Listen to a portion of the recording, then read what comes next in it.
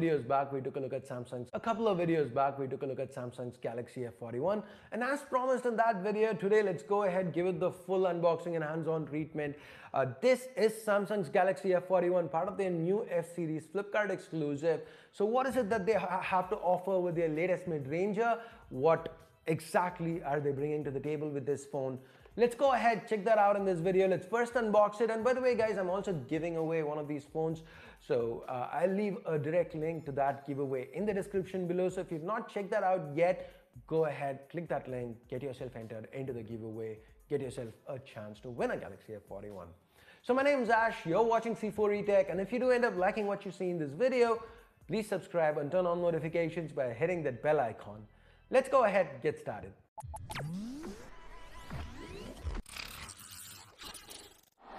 So this here is the F41's box, pretty much a standard Samsung affair. Slicing the seals open, we are immediately greeted by the Galaxy F41 itself.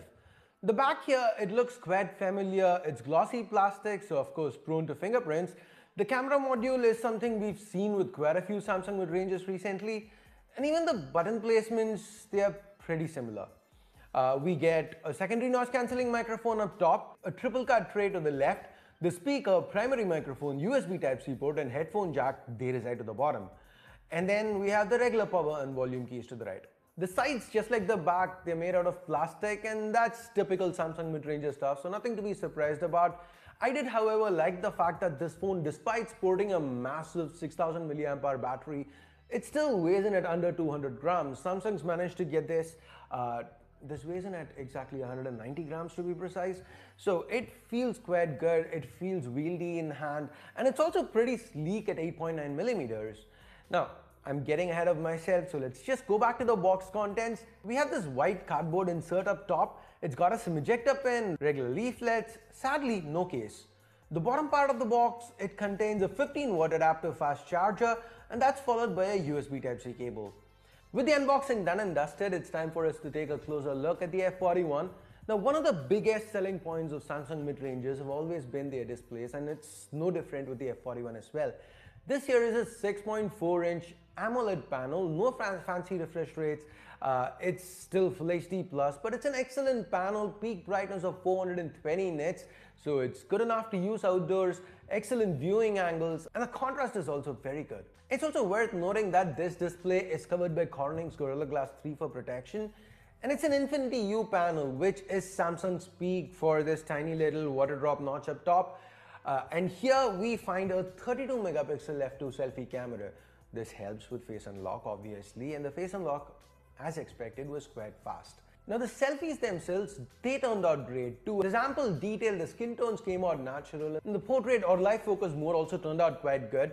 Now, this did not impress me. This is something I went in expecting. What kind of surprised me was the fact that we can shoot 4K video via the front-facing camera, and there's also support for slow fees thrown in. Not just that, there's also the single take functionality that's now available with the selfie camera too. It's not yet on this phone, on my review unit, but Samsung promises the first phone shipping will come with that feature loaded onto the software. Similarly, there's single take for the rear camera as well, or technically there should be. It's not there on my review unit, but retail units should have it. Talking about the rear cameras, we've got a triple camera setup here. The primary is a 64 megapixel f1.8 setup. It seems to get excellent shots, rich, detailed. Just look at the colors in this shot. You can see how well the blues of the sky have been captured. And the f1.8 lens also makes for good natural bokeh. Samsung's even included a dedicated night mode. This shot of my Corsair K95 keyboard, it was shot in pretty dark conditions, and as you can see, it's turned out quite well. We can also say the same about this shot of the DX220 Max and Campfire Audio Solaris. The f1.8 lens, as you can see, it adds a nice little amount of bokeh, and to further enhance the blurring for portraits, we have a 5 megapixel depth sensor. This is what Samsung uses for these fancy live focus shots. Then of course there's a 8 megapixel ultra wide. On the video side of things, 4K 30 FPS is the max, super steady returns too. So the camera setup, it seems quite promising. Below these cameras is a fingerprint scanner. This is a physical sensor, so as expected, fast and accurate, no complaints there. For the internal, Samsung's gone with the Exynos 9611. Now this is not a new chip, this is a 10 nanometer chip that we've seen Samsung use on many phones in the past, including the Galaxy M31s. So while it's not new, it definitely is familiar. Now I would have liked to see a newer chip, but again, we know how this one performs, and it performs decently enough, especially when we combine it with One UI and Android 10.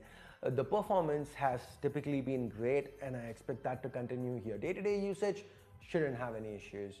Now, one small little issue that I noticed was in the app drawer, there's a Discover tab now where Samsung starts recommending you apps.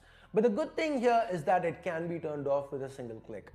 Now, talking about apps, switching between them, very easy, because there's 6 gigs of RAM on both variants. The difference in variants is only with regards to the onboard storage. It's 64 and 128, so we get 664, 128 options. Combined with that dedicated micro SD card slot, storage should not be an issue here. Overall, I like how this phone is built. Despite being a typical Samsung plastic mid-ranger, it still seems to be built solid. There's no creaking or wobbling of any kind. The buttons, they're clicky and tactile. There's support for Dolby Atmos via the headphone jack. The speaker's quite loud. And best of all, this phone, despite sporting a 6000 mAh battery, it's still quite wieldable. Yes, given that there's a 6.4-inch panel to the front, it's not very single-hand usage friendly, but it is possible to use it single-handed, though it's going to be easier to use with 2 hands. But it is a pretty wieldable phone from an ergonomics perspective. So that's the Galaxy F41, Samsung's first phone in their new Flipkart exclusive F series. So what do you guys think about this? By the way, this phone is expected to come in at under 15,000 rupees. So for that price point, it seems pretty interesting. Would I have liked a different chip? Probably yes, but overall, it seems to be a well put together device, especially if you're someone averse to buying Chinese phones at this point.